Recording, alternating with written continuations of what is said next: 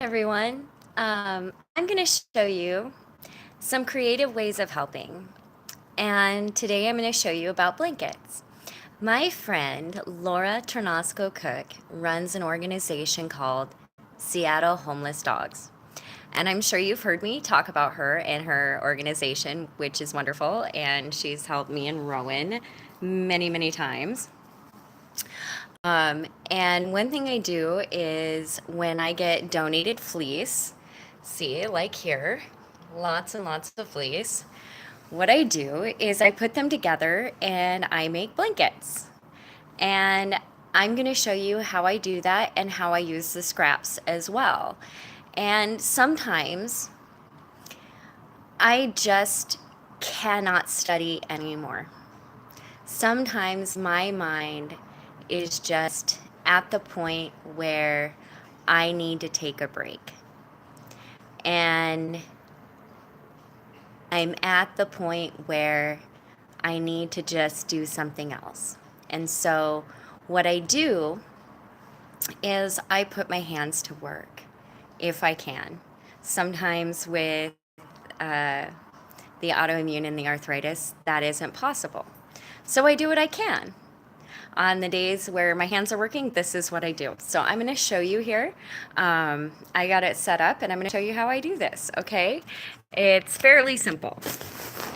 So I have everything laid out here and I'm hoping that you can see and you can hear and it all makes sense. So here we go. So first I've got my fleece here and I've already got it cut to size. So you take 2 pieces of fleece, you cut them to size. Got them together here. Okay. Now I've got some Tinkerbell here because who doesn't love Tinkerbell?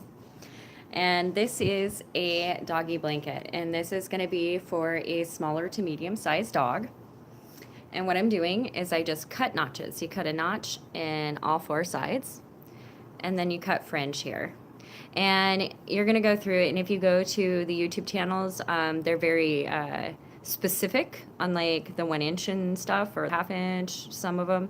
Me, I cut smaller fringe because my hands hurt a lot, and it hurts to use the bigger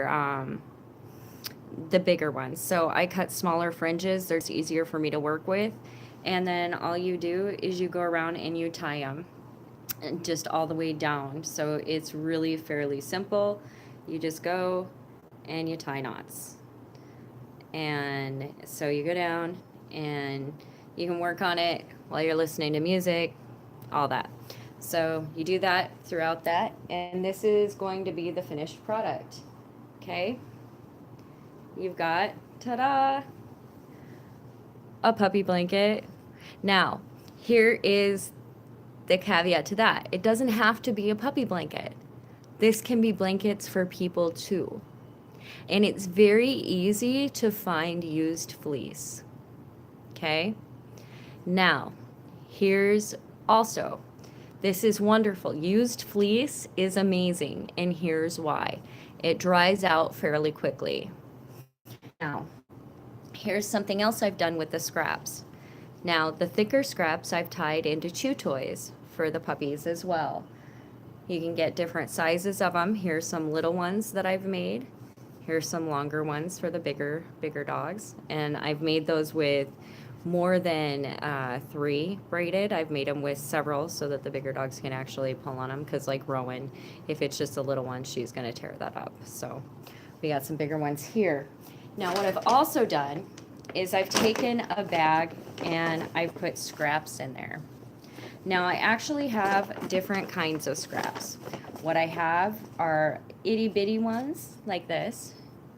And then I also have some that are longer, like this one. These ones, what I do is I use and I crochet them together, and I crochet them into mats or whatever. They're wonderful for that. And you just sew the ends. And then what I do with the squares, I keep these little nice little squares here. And these can be used, either you can use these like I use the teeny tiny ones, and those can be cut up as filling for pillows as well. You can make pillows out of these, and these can be cut up as filling for that. Or you can sew these together and quilt them. So you can use all parts of the fleece that you get. None of it, not 1 inch of it, has to go to waste. And that's why I really like this, and it's a great creative project that you can use to help when you can't get out there bodily. Because with my condition, sometimes I can't get out there bodily to hand out everything. But even then, and if I can't study and consistently put my mind to use because my mind just isn't working, you know, if my fingers can work, I can do this.